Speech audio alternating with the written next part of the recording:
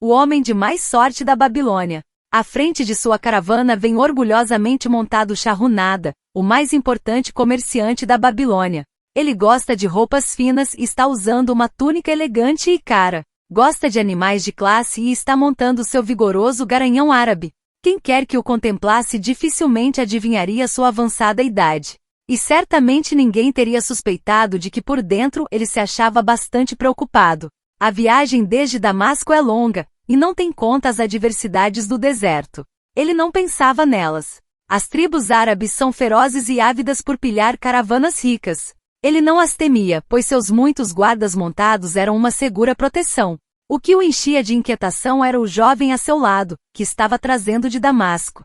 Tratava-se de Adam Gula, o neto de um velho sócio, Arad Gula, a quem se sentia ligado por uma dívida de gratidão que nunca poderia ser paga. Gostaria de fazer algo pelo rapaz, mas quanto mais pensava nisso, mais lhe parecia difícil por causa do próprio jovem. Vendo os anéis e os brincos do jovem, pensou de si para consigo. Ele acha que joias são para homens, embora tenham o mesmo rosto enérgico do avô. Mas este não usava túnicas tão berrantes. Procurei, porém, trazê-lo na esperança de ajudá-lo a começar por si mesmo e livrar da ruína o que seu pai tem feito da herança deles. Adam Gula tirou-o de seus pensamentos. Por que trabalha tão arduamente acompanhando sempre sua caravana em longas viagens? Nunca arranja tempo para gozar a vida? Gozar a vida? Repetiu Shahunada sorrindo. O que você faria para gozar a vida se estivesse em meu lugar? Se fosse tão rico quanto você, levaria a vida de um príncipe. Nunca montaria um animal para cruzar o tórrido deserto. Gastaria os ciclos tão rapidamente quanto viessem para minha bolsa. Usaria as mais caras túnicas e as joias mais raras. Seria uma vida a meu gosto, algo que realmente valeria a pena. Os dois riram. Seu avô não usava joias, disse Shahunada, pensativo. Depois continuou brincando. Não reservaria tempo algum para trabalhar? O trabalho foi feito para escravos, respondeu Adam Gula. Shahunada mordeu os lábios, mas não fez nenhuma réplica, seguindo em silêncio até que a trilha os tivesse levado ao declive. Ali freou a montaria e apontou ao longe o vale verdejante. Veja, aí se acha o vale. Procure levar mais adiante seus olhos e entreverá, ainda indistintamente, as muralhas da Babilônia. A torre é o templo de Bel. Se tiver olhos de lince, perceberá inclusive a fumaça que sobe do fogo perene instalado em seu topo. A Babilônia é assim? Sempre almejei conhecer a mais rica cidade em todo o mundo, comentou Adam Gula. A Babilônia, onde meu avô começou sua fortuna. Quem dera ele ainda estivesse vivo. Não deveríamos ser tão apressados.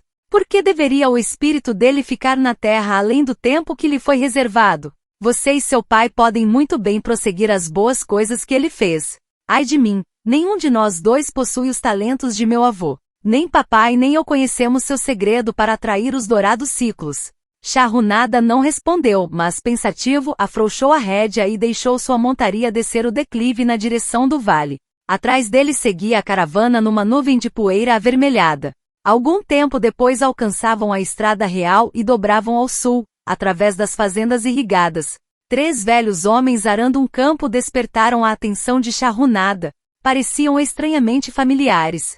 Que coisa mais ridícula! Ninguém passa 40 anos depois por um campo e encontra os mesmos homens arando o terreno. Mas alguma coisa dentro de si dizia que eram eles. Com uma força incerta manejava o arado. Os outros conduziam com grande dificuldade os bois, batendo-lhes inutilmente com seus cajados para obrigá-los a continuar puxando. 40 anos atrás tinha invejado esses homens. Com que felicidade teria então trocado de lugar com eles? Mas que diferença agora? Olhou com orgulho para trás, apreciando a caravana que o seguia, com seus camelôs e burros criteriosamente escolhidos, abarrotados de mercadorias valiosas trazidas de Damasco. E tudo isso era apenas uma parte de todos os seus bens. Ele apontou para os homens que trabalhavam a terra e disse: continuam arando o mesmo terreno onde se encontravam há 40 anos. E o que parece, mas por que acha que são os mesmos? Eu os vi ali uma vez, respondeu Shahunada. As recordações passaram como um raio por sua mente. Por que não podia enterrar o passado e viver no presente? E então viu como numa imagem, o rosto sorridente de Arad Gula. A barreira entre ele mesmo e o cínico jovem a seu lado dissolveu-se. Mas como podia ajudar um jovem infatuado como este, com suas ideias de perdulário e as mãos cheias de joias? Podia oferecer trabalho à vontade para homens com boa disposição, mas não para aqueles que se presumiam superiores demais para exercerem um determinado ofício. Entretanto, devia a Aradgula a obrigação de fazer realmente alguma coisa, não uma tentativa sem entusiasmo. Ele e Aradgula nunca tinham agido desse modo, não eram dessa espécie de homens. De repente veio-lhe à cabeça um plano. Havia objeções. Tinha que levar em conta sua própria família e sua posição. Seria uma coisa cruel e agressiva. Homem de decisões rápidas, pôs de lado as objeções e resolveu agir. Estaria interessado em saber como seu conceituado avô e eu mesmo formamos uma sociedade que se mostrou bastante lucrativa? Perguntou ele. Por que não me conta só como conseguiu os dourados ciclos? É tudo o que preciso saber. Aparou o jovem. Shahunada ignorou a resposta e continuou. Vamos começar por esses homens que vimos trabalhando a terra. Eu podia ter então a sua idade. Quando a coluna em que me encontrava se aproximou, o velho e bom Migido, o fazendeiro, zombou da maneira desajeitada com que eles usavam os instrumentos. Migido estava acorrentado junto a mim. Olhe para esses companheiros preguiçosos, protestou ele. O que maneja o arado não faz o menor esforço para abrir sulcos profundos, nem os batedores conseguem manter os bois na linha certa. Como podem esperar uma boa colheita arando de tal forma? Disse que Migido estava acorrentado a você? Perguntou Adangula surpreso. Sim, com argolas de bronze em volta do pescoço e um pedaço de pesada corrente entre nós. A seu lado achava-se Zabado, o ladrão de ovelhas. Tinha-o conhecido em Arrom. No final, vinha um homem a quem chamávamos de pirata, pois não nos dissera seu nome. Pensamos tratar-se de um marujo, porque trazia no peito uma tatuagem de serpentes entrelaçadas à moda do mar. A coluna era assim constituída para que os homens andassem de 4 em 4. Você estava acorrentado como um escravo? Perguntou Adangula sem acreditar. Seu avô não lhe contou que eu já fui um escravo? Ele sempre falou sobre você, mas nunca insinuou nada a esse respeito. Ele era um homem a quem se podia confiar os mais íntimos segredos. Creio que também posso confiar em você, não é mesmo?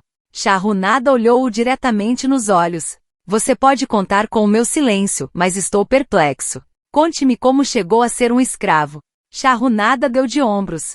Qualquer homem pode acordar numa bela manhã como um escravo. Foi uma casa de jogo e o excesso de bebida que me trouxeram tal desgraça. Fui vítima das imprudências de meu irmão. Numa briga, ele matou seu amigo de copo. Meu pai me entregou à viúva, desesperado para proteger meu irmão contra o braço da lei. Como depois ele não tivesse conseguido dinheiro suficiente para libertar-me, a mulher, raivosa, me vendeu para um mercador de escravos. Que vergonha e injustiça! Protestou Adangula. Mas diga-me, como conseguiu ganhar a liberdade?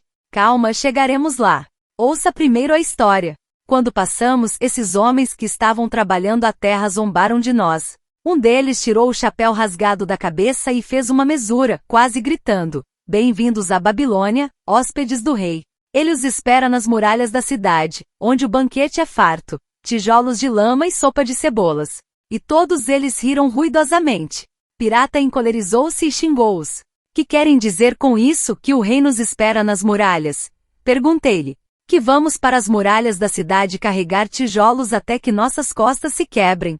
Talvez eles o surrem até a morte antes que os próprios tijolos acabem com você. Mas eu não deixarei que me batam. Eu os matarei. Migido tomou a palavra. Não faz sentido para mim a ideia de Amós batendo em escravos diligentes, dispostos ao trabalho, até a morte. Os Amós gostam de bons escravos e tratam-nos bem. Quem quer trabalhar pesado? Comentou Zabado. Esses homens aí curvados ao arado são sujeitinhos espertos. Não estão quebrando as próprias costas. Só fazem de conta que estão dando duro. Você não próspera usando de malandragem, protestou Migido. Se conseguir lavrar 1 hectare, terá sido um bom dia de trabalho, e o amo reconhece isso. Mas se lavrar apenas a metade, isso prova que fez corpo mole no serviço. Eu não faço hora. Gosto de trabalhar e gosto de fazer um bom trabalho, pois o trabalho é o melhor amigo que já conheci. Ele me deu todas as boas coisas que já tive, minha fazenda, meu gado leiteiro, minhas colheitas, tudo. Vejam só quem fala, e onde estão essas boas coisas agora? Zombou Zabado. Imagino ser muito melhor continuar vivo e arranjar-se sem trabalho. Veja o meu exemplo. Se formos vendidos para perder o couro nas muralhas, serei destinado ao transporte de sacos d'água ou algum outro trabalho fácil, enquanto você, que gosta de pegar no pesado, estará quebrando as costas de tanto carregar tijolos. Com um riso idiota, ficou em silêncio de novo. O terror apoderou-se de mim naquela noite. Não pude conciliar o sono. Aproximei-me da corrente mestra e, quando os outros dormiam, atraí a atenção de Godoso, que era o primeiro a ficar de vigia. Ele era um daqueles bandidos árabes, espécie de tratante que, além de roubar o dinheiro da vítima, não hesita igualmente em cortar-lhe a garganta. Diga-me, Godoso, sussurrei, quando chegarmos à Babilônia, seremos vendidos para trabalhar nas muralhas? Por que quer saber? Perguntou ele cautelosamente. Mas não está vendo logo, insisti. Sou jovem. Quero viver. Não quero trabalhar nem ser espancado até a morte nas muralhas. Tenho alguma chance de encontrar um bom amo? Ele sussurrou de volta. Vou lhe contar uma coisa. Você é um bom camarada, não perturba Godoso. Estive muitas vezes no mercado de escravos. Agora, ouça. Quando os compradores aparecerem, diga-lhes que é um bom trabalhador e que gosta de trabalhar muito para um bom amo. Faça com que eles queiram comprá-lo. Do contrário, já no outro dia estará carregando tijolos, dando um duro dos diabos.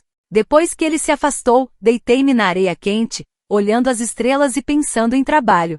Megido teimara que este era o seu melhor amigo. Muito me surpreenderia se eu também viesse a ter a mesma opinião. Certamente teria se o trabalho me livrasse de tudo aquilo. Quando Megido acordou, contei-lhe baixinho minhas boas novas. Era nosso único raio de esperança quando nos pusemos em marcha para a Babilônia. No final da tarde aproximamo-nos das muralhas e pudemos ver as fileiras de homens, como formigas negras, subindo e descendo ladeiras íngremes. De mais perto ainda, ficamos impressionados com os milhares de homens trabalhando. Alguns estavam cavando no fosso, outros confundiam-se com a sujeira dos tijolos de lama. O maior número carregava os tijolos em imensos cestos através das trilhas escarpadas até os pedreiros.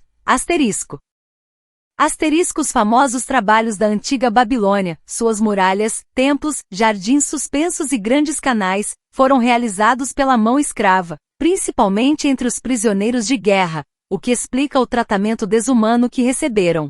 Essa força de trabalho incluía igualmente muitos cidadãos da Babilônia e de suas províncias que tinham sido vendidos como escravos por causa de crimes ou problemas financeiros. Era um costume corrente que os próprios homens oferecessem a si mesmos, esposas e filhos como caução relativa a dívidas, julgamentos legais ou outras obrigações. No caso de não cumprimento, as pessoas entregues como garantia eram vendidas como escravas. Inspetores praguejavam contra os retardatários e desciam o chicote de couro de boi nas costas daqueles que não conseguiam ficar em linha.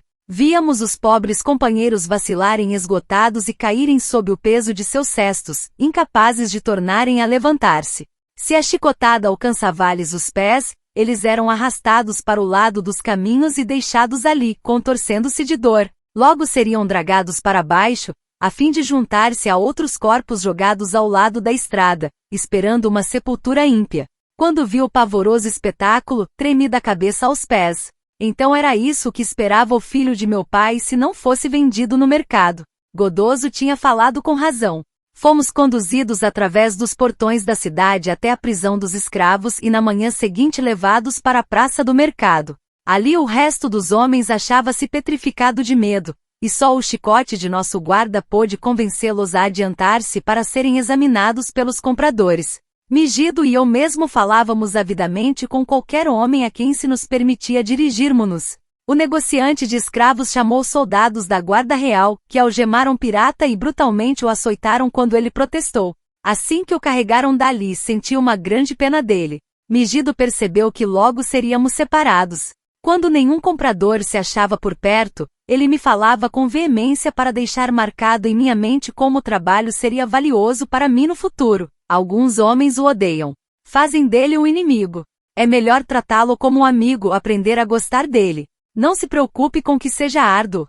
Se pensar nisso como uma casa que você constrói, então quem se importa que as vigas sejam pesadas ou que se ache distante o lugar aonde tem de apanhar água para o estuque? Prometa-me, rapaz, que se tiver um amo vai trabalhar para ele o mais arduamente que puder. Se ele não apreciar tudo quanto você faz, não se preocupe. Lembre-se, o trabalho bem feito traz satisfação a quem quer que o tenha realizado e torna o homem melhor. Ele se calou quando um fazendeiro troncudo aproximou-se do cercado e nos olhou como quem examina uma mercadoria. Megido interrogou-o sobre sua fazenda e colheitas, logo convencendo o homem de que seria de grande utilidade para ele. Depois de uma violenta negociação com o vendedor de escravos, o fazendeiro tirou de sob a túnica uma gorda bolsa, e logo Megido seguia um novo amo, saindo do campo de minha visão. Alguns outros homens foram vendidos durante a manhã. Ao meio-dia Godoso confiou-me que o vendedor estava impaciente e que não ficaria ali mais uma noite, antes transferiria todos os que tivessem restado, ao pôr do sol, ao comprador do rei. Eu estava ficando desesperado quando um homem gordo, de aparência afável, aproximou-se de onde nos encontrávamos e perguntou se havia ali entre nós algum padeiro. Cheguei para perto dele, dizendo: por que deveria um bom padeiro como você procurar outro padeiro de talentos inferiores? Não seria mais fácil ensinar a um homem decidido como eu os seus preciosos talentos?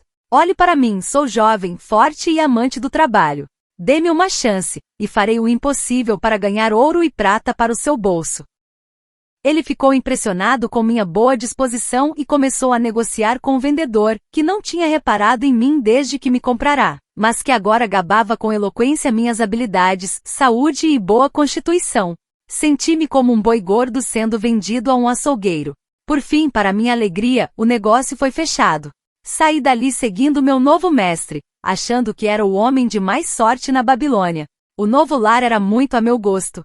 Nananide, meu amo, ensinou-me a moer a cevada na pedra redonda que ficava no pátio, a pôr e acender a lenha no forno e a reduzir a um pó finíssimo a farinha de gergelim para os bolinhos de mel. Eu tinha um leito no barracão onde eram guardados os cereais.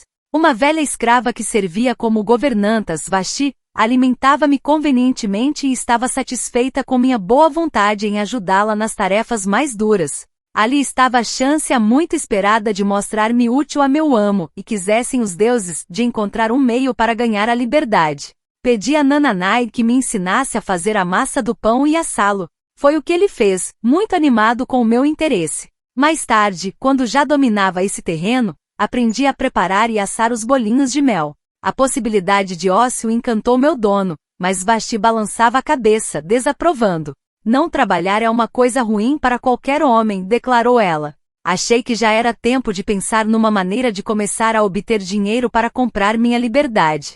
Como a feitura dos pães encerrava-se ao meio-dia, julguei poder contar com a aquiescência de Nananide se eu encontrasse uma ocupação lucrativa para a parte da tarde e que ele não se importaria em dividir comigo os meus próprios ganhos.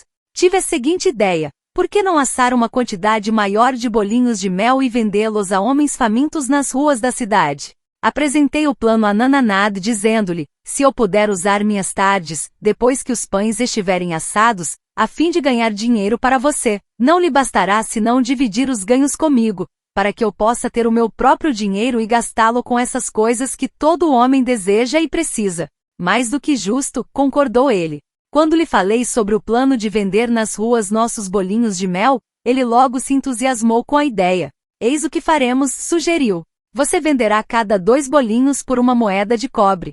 Metade das moedas ficará comigo para pagar pela farinha, o mel e a lenha para o forno. Dividiremos o que sobrar meio a meio. Fiquei muito feliz com seu generoso oferecimento, que me permitiria guardar para mim 1/4 das vendas. Naquela noite trabalhei até tarde para fazer uma bandeja onde empilhar os bolinhos. Nananide me deu uma de suas túnicas usadas, para me mostrar apresentável, e Vashti ajudou-me a remendá-la e lavá-la. No dia seguinte assei uma quantidade extra de bolinhos de mel. Ficaram tostadinhos e tentadores sobre a bandeja, e percorri as ruas apregoando minha mercadoria. No princípio ninguém pareceu interessado, e isso me deu um grande desânimo. Prossegui, e já pelo final da tarde, à medida que as pessoas ficavam esfomeadas, os bolinhos começaram a sair, e logo minha bandeja ficou vazia. Nananide revelou-se contente com o meu sucesso e de bom grado pagou minha parte. Eu exultava com minhas moedas de prata. Megido tinha razão quando afirmava que um amo apreciava o bom trabalho de seus escravos. Nessa noite, eu estava tão exultante com meu êxito que quase não pude conciliar o sono, tentando imaginar a soma total dos ganhos em um ano e de quantos anos precisaria para comprar minha liberdade. Como saía todos os dias com minha bandeja repleta de bolinhos, logo arranjei fregueses certos. Um destes não era outro senão seu avô, Aradgula. Ele era um comerciante de tapetes e vendia para as donas de casa, indo de uma ponta a outra da cidade, acompanhado por um burro abarrotado de tapetes e um escravo negro para desdobrá-los. Ele comprava 2 bolinhos para si mesmo e 2 outros para o escravo, sempre se detendo para conversar comigo enquanto os comia. Seu avô disse-me um dia uma coisa que nunca mais esquecerei. Gosto dos seus bolinhos, meu jovem, mas muito mais da maneira refinada com que você os oferece. Esse espírito de iniciativa pode levá-lo longe na estrada do sucesso. Mas como pode entender, Adanggula, o que tais palavras de encorajamento podem significar para um escravo ainda jovem, sozinho numa grande cidade, lutando com tudo que tinha em si para encontrar um modo de livrar-se das humilhações? À medida que os meses passavam, eu ia economizando cada vez mais os meus trocados. Meu alforje preso ao cinto ia começando a ganhar um peso bem gostoso. O trabalho estava provando ser meu melhor amigo, exatamente como dissera Megido. Eu estava feliz, mas Vashti mostrava-se preocupada. Temo que nosso amo esteja dissipando um tempo precioso nas mesas de jogo, disse ela. Não coube em mim de contente quando um dia cruzei com meu amigo Megido na rua. Ele conduzia ao mercado 3 burros carregados de verduras. Eu estou indo muito bem, disse ele. Meu amo aprecia tanto o meu bom trabalho que agora sou capataz. Como vê, ele me confia os negócios no mercado e inclusive mandou buscar minha família. O trabalho está me ajudando a recuperar-me dos meus grandes problemas. Algum dia me ajudará a comprar minha liberdade e ter de volta minha fazenda. O tempo foi passando, e Nananai tornou-se cada vez mais ansioso pelo meu retorno após a venda dos bolinhos. Ele ficava me esperando e avidamente contava e dividia nosso dinheiro. Chegou a estar comigo para que visitasse praças mais distantes e aumentasse as vendas. Frequentemente eu ia além dos portões da cidade para atender os inspetores dos escravos que construíam as muralhas. Eu odiava aquelas desagradáveis visões, mas achei entre os inspetores fregueses liberais. Um dia fiquei surpreso ao ver Zabado esperando numa fila para encher o cesto com tijolos. Ele estava pálido e alquebrado, as costas cobertas de chagas e lanhaduras devido ao chicote dos inspetores. Tive pena dele e estendi-lhe um bolinho que ele devorou imediatamente como um animal faminto. Percebendo seu olhar guloso, corri antes que me arrebatasse a bandeja. Por que trabalha tão arduamente? Perguntou-me um dia Aradgula. Quase a mesma pergunta que você me fez hoje, lembra-se? Contei-lhe o que Megido dissera sobre o trabalho e como este estava provando ser meu melhor amigo. Mostrei-lhe com orgulho meu alforje repleto de moedas, acrescentando que economizava a fim de comprar minha liberdade. Quando estiver livre, o que fará? Quis saber seu avô. Bem, respondi, tenciono tornar-me comerciante. Foi aí que ele me confidenciou uma coisa de que eu nunca tinha suspeitado. Aposto que não sabe que sou também um escravo. Formei uma sociedade com o meu amo. Alto lá! Interveio Adanggula. Não ouvirei mentiras que ultrajem meu avô. Ele não foi escravo. Seus olhos faiscavam de raiva. Shahrazad manteve-se calmo. Respeito seu avô por ter superado o infortúnio, tornando-se um cidadão proeminente em Damasco. Acha que você, seu neto, é feito do mesmo molde? É homem suficiente para encarar a verdade ou prefere viver alimentando falsas ilusões? Adanggula endireitou-se na cela. Numa voz sufocada por profunda emoção, replicou. Meu avô foi estimado por todos. Seus dons eram incontáveis. Numa época de fome foi seu ouro que comprou cereais no Egito, foi sua caravana que os trouxe para Damasco, distribuindo-os para que as pessoas não morressem de inanição.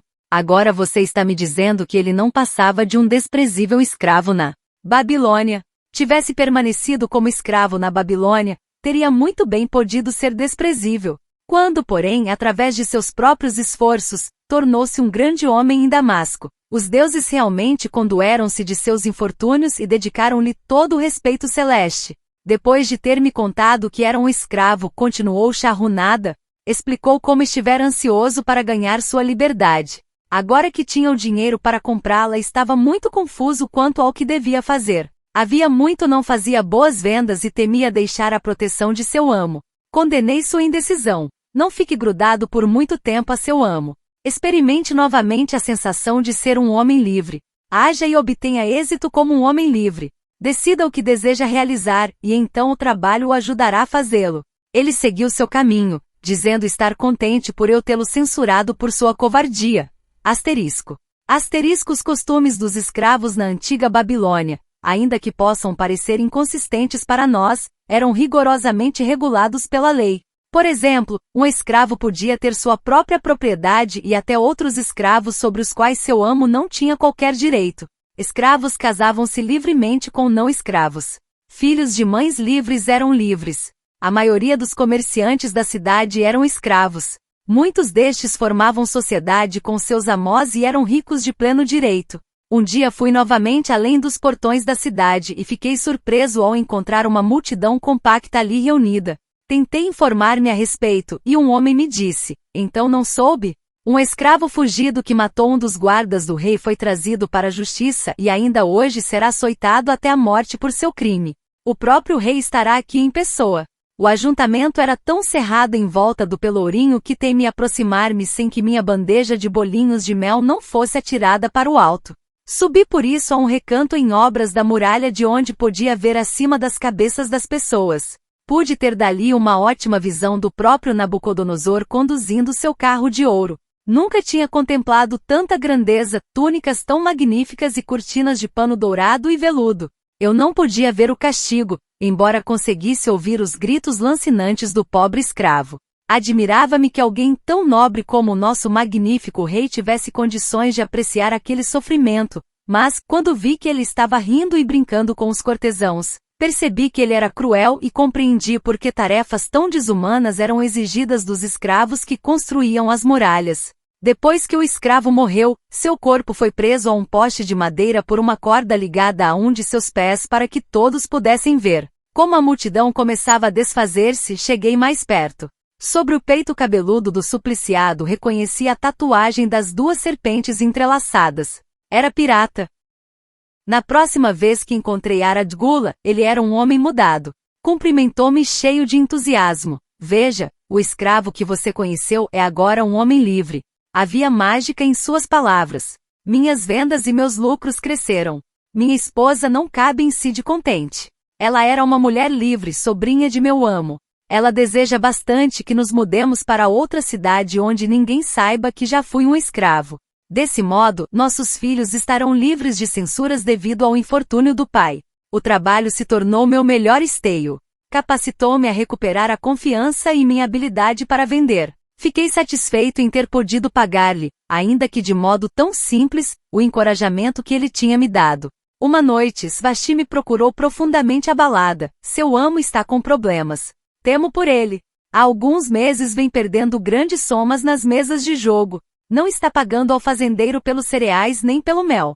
Não está pagando ao emprestador de dinheiro. Eles estão revoltados e ameaçam-no. Por que devemos nos preocupar com suas loucuras? Não somos os seus responsáveis, respondi sem pensar. Jovem desmiolado, não está entendendo? Ele deu ao emprestador de dinheiro seu título de propriedade para garantir o empréstimo. Segundo a lei, o homem pode reclamá-lo e vendê-lo. Não sei o que fazer. Ele é um bom amo.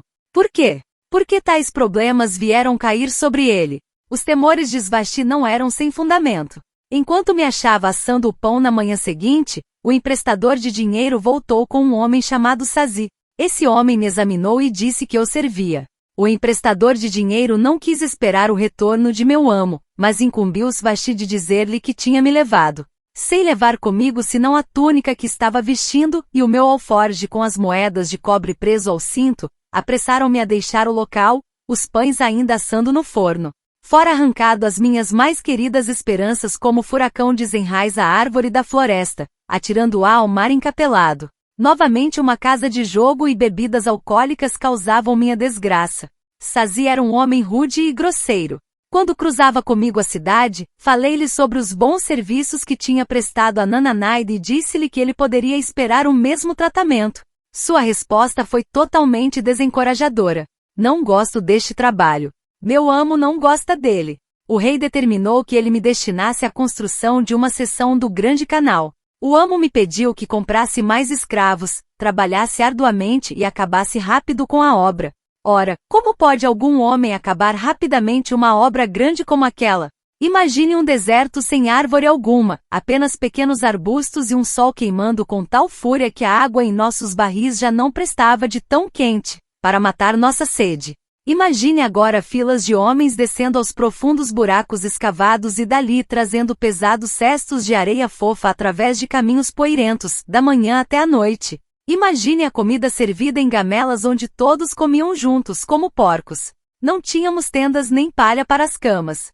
Foi essa situação em que me achei. Enterrei meu alforje num lugar marcado, meio descrente de que no futuro viesse a desencavá-lo. Nos primeiros tempos trabalhei com boa vontade, mas, à medida que os meses se arrastavam, senti meu ânimo fraquejar. Então a febre tomou conta do meu corpo exausto. Perdi o apetite e mal podia levar à boca pedaços de carneiro e verduras. À noite via-me completamente vencido pela insônia. Em minha desgraça perguntava-me se o plano desabado não era mesmo melhor, fazer corpo mole para não condenar o próprio corpo ao esmorecimento. Depois lembrei-me da última visão que tive dele e convenci-me de que o velho camarada estava errado. Meus pensamentos voltaram-se para a pirata e toda aquela amargura, e me perguntei se também podia ser justo brigar e matar. A recordação de seu corpo ensanguentado me mostrou que seu plano não tinha a menor serventia. Lembrei-me então da última vez em que vi Megido. Suas mãos mostravam calos imensos devido a trabalho árduo, mas seu coração era leve e havia contentamento em seu rosto. Seu plano era o melhor, mas eu tinha tanta disposição para o trabalho quanto Megido. Ele podia não ter trabalhado tão duro quanto eu. Por que o meu trabalho não me trouxe felicidade e sucesso? Era o trabalho que trazia felicidade a Megido ou isso acontecia devido à intervenção dos deuses? Estaria escrito que eu devia trabalhar a vida inteira sem a satisfação de meus desejos, sem felicidade ou sucesso. Todas essas questões misturavam-se em minha cabeça, e eu não encontrava uma resposta sequer. Realmente, eu me achava lamentavelmente confuso. Vários dias depois, quando já parecia que me encontrava no limite de minha resistência, ainda sem atinar com qualquer solução, Sazi me procurou. O mensageiro veio em nome de meu mestre buscar-me para me levar de volta à Babilônia. Desenterrei meu precioso alforje, enrolei-me nos restos andrajosos de minha túnica e segui caminho, montado atrás do mensageiro. À medida que progredíamos, os mesmos pensamentos de um furacão atirando-me de um lado para outro assaltaram meu cérebro nervoso. Eu parecia estar vivendo as misteriosas palavras de uma canção de Arron, minha cidade natal, atacando um homem como um redemoinho, conduzindo-o como uma tempestade, cujo curso ninguém pode seguir, cujo destino ninguém pode prever. Estava destinado a ser sempre punido em razão de algo que desconhecia? Que novas desgraças e decepções me aguardavam? Quando entramos no pátio da casa de meu mestre, imagine minha surpresa quando vi Arad Gula me esperando. Ele me ajudou a apear e me abraçou como a um irmão há muito desaparecido. Quando nos pusemos a andar em direção ao interior da casa, quis ir atrás dele como um escravo deve seguir o amo, mas ele não me permitiu fazê-lo. Passou o braço pelo meu ombro dizendo, procurei-o por toda parte. Quando já me dava por vencido, encontrei Svasti, que me falou sobre o emprestador de dinheiro, que me conduziu até seu nobre dono. As negociações foram difíceis por causa dele, que ainda me fez pagar um preço exorbitante, mas você merecia todos os sacrifícios. Sua filosofia e iniciativa foram minha inspiração para esse novo sucesso. A filosofia de Megido não minha, atalhei. A filosofia de Megido e sua. Graças a ambos, estamos indo a Damasco, e eu preciso de você como meu sócio. Veja, exclamou ele, em um momento você será um homem livre. Dizendo isso, retirou de sob a túnica a tabuinha de argila onde estava gravado meu título de propriedade. Levantou-a acima da cabeça e arremessou-a contra o chão de pedras. Com satisfação, esmagou com os pés os fragmentos até que se reduzissem a pó. Lágrimas de gratidão encheram-me os olhos. Eu sabia que era o homem de mais sorte na Babilônia. Como vê o trabalho no tempo de minhas maiores desgraças, provou ser meu melhor amigo. Minha disposição para o serviço capacitou-me a escapar de ser vendido para fazer parte das turmas de escravos nas muralhas. Isso também impressionou seu avô, que me escolheu como seu sócio. O trabalho é a chave secreta de meu avô para os seus ciclos de ouro? Perguntou Adangula. Era a única chave que ele possuía quando o conheci, replicou Charrunada. Seu avô adorava o trabalho. Os deuses apreciaram seus esforços e o recompensaram com liberalidade. Começo a ver, disse Adangula, pensativo. O trabalho atraiu seus muitos amigos, que admiraram sua diligência e o sucesso que isso trouxe. O trabalho trouxe-lhe o respeito de que tanto gozou em Damasco. O trabalho trouxe-lhe todas essas coisas que aprovei. E eu que achava que o trabalho somente convinha a escravos. A vida é repleta de prazeres que os homens podem gozar, comentou Shahunada. Cada um deles tem o seu lugar. Fico contente com que o trabalho não esteja restrito a escravos. Fosse assim, eu me veria privado de meu maior prazer. Não há nada que me dê uma soma maior de satisfação do que o trabalho. Shahunada e Adangula seguiram cobertos pelas sombras das muralhas torreadas até os maciços portões de bronze da Babilônia. À aproximação deles, os guardas ali postados tiveram a atenção despertada e respeitosamente saudaram um honrado cidadão.